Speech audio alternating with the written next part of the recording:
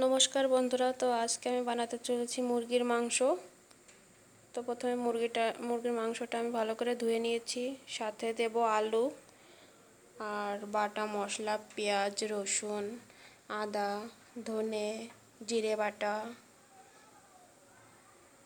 আদা বাটা সব কিছু আছে। তো প্রথমে আমি আলুটা ভেজে নেব। তেলটা আমার গরম হয়ে এসছে, এখন আমি আলুটা দিয়ে দেব।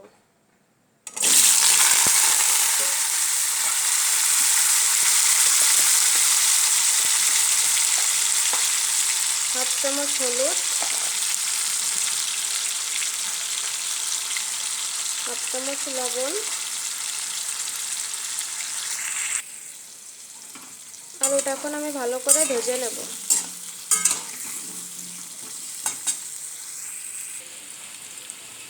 আলুটা আমার ভালো করে ভেজে নেওয়া হয়ে গেছে, এখন নামিয়ে নেব। এখন মাংসটা ভেজে নেব।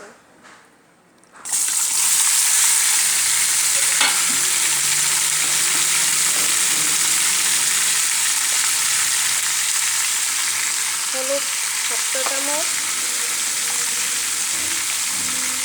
লবণ হাফ চা চামচ।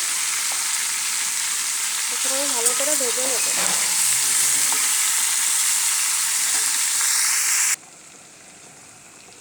মাংসটা আমি ভালো করে ভেজে নিয়েছি, এখন নামিয়ে নেব। কড়াইতে তেল দিয়ে নিয়েছি, তো এখন দিয়ে দেব কটা জিরে।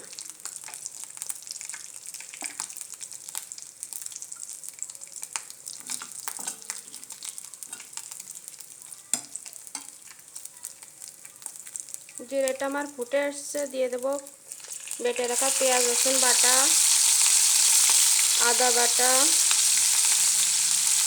জিরে বাটা,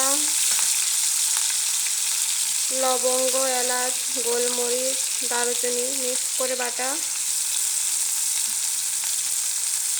ঝাল বাটা, হাফ চামচ হলুদ, এক চামচ লবণ। লবণটা পরিমাপ মতো সবাই দিয়ে নেবে। এখন আমি ভালো করে কষিয়ে নেব।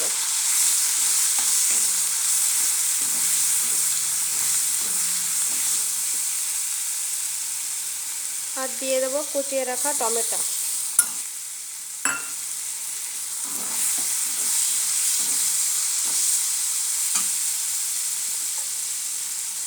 সামান্য পরিমাণ জল দিয়ে নেব। দিয়ে আমি মশলাটা ভালো করে কষিয়ে নেব। মশলাটা আমি ভালো করে কষিয়ে নিয়েছি, তেলটা ছেড়ে দিয়েছে মশলায়। এখন ভেজে রাখা মাংস আর আলু দিয়ে দেব।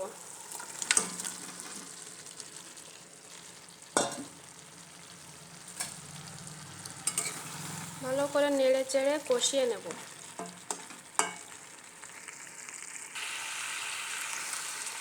মাংসটা ভালো করে কষিয়ে নিয়েছি, এখন দিয়ে দেব পরিমাপ মতো জল।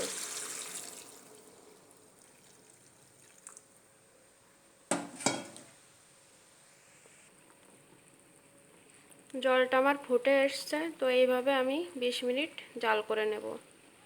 তো সবাই বাড়িতে এইভাবে বানিয়ে খেয়ে দেখবে, খুবই ভালো লাগবে খেতে। রান্নাটা আমার পুরোপুরি কমপ্লিট হয়ে গেছে, তো আমি এখন নামিয়ে নেব।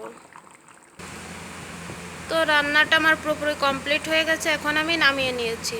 তো আমার ভিডিওটা এই পর্যন্তই। বাই।